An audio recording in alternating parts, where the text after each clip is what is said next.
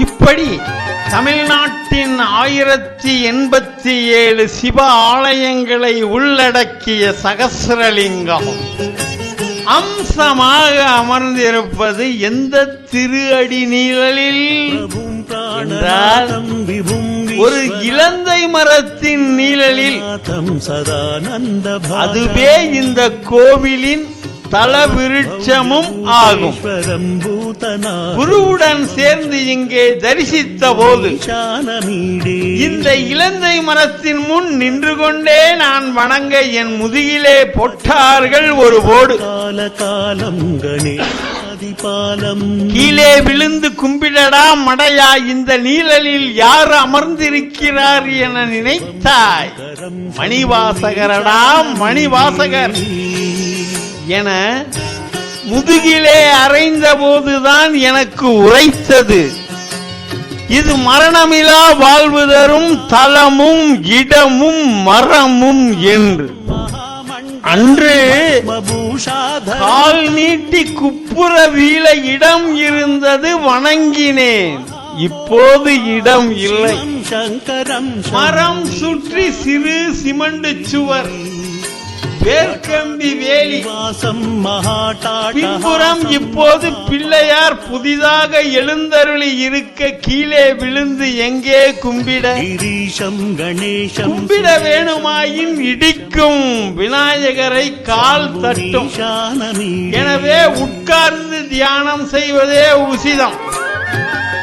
என் வருத்தமெல்லாம் என்ன என்றால், இந்த இலந்தை மரத்தின் கீழ் வியாசர் தபசு பண்ணியதை சொல்லுகிறார்கள். காகபுசுண்டர் காயசித்தி அடைந்ததாய் கதை பேசுகிறார்கள்.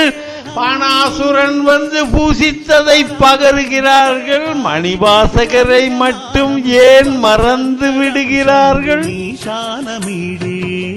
இத்தனைக்கும் இந்த கோவிலுக்குள் மாணிக்க வாசகருக்கு என 2 சன்னதி, ஒன்றல்ல 2. ஒன்று திருக்குளத்தின் மேற்கே தனி சன்னதி, இன்னொன்று நடராஜர் கோவிலுக்கு உள்ளே கிழக்கு பகுதியில் நடராஜரை பார்த்தபடி. பொதுவாக மொட்டை அடித்து உத்திராக்கங்களோடு எல்லா கோவிலிலும் மாணிக்க வாசகர் சிலை துறவு கோலத்தில் இருக்கும். துறவு கோலம். ஆனால் இங்கே மட்டும் அரச கோலம், ராஜ கோலத்தில் கனகம்பீரமாக ஜடாமுடிகள் சகிதம் காட்சியளிக்கிறார்.